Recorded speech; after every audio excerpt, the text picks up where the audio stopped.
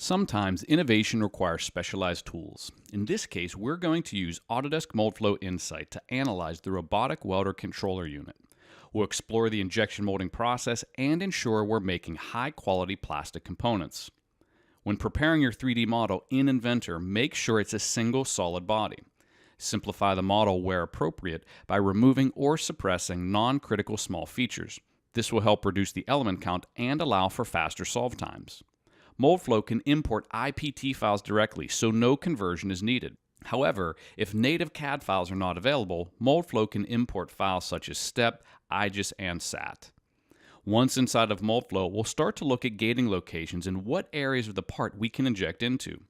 We want to avoid gates that are visible for surface finish reasons, placement in thin areas, as well as minimize weld lines.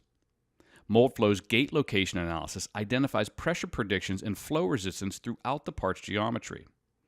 Moldflow automatically adds gates to locations where the least pressure and flow resistance are required.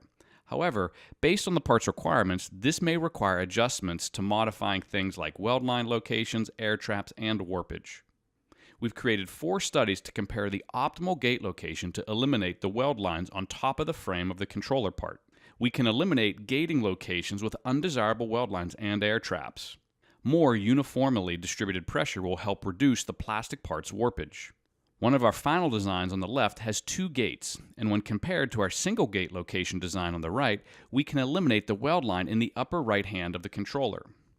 Now that we have our final setup of our gate location, we can visualize our part's warpage.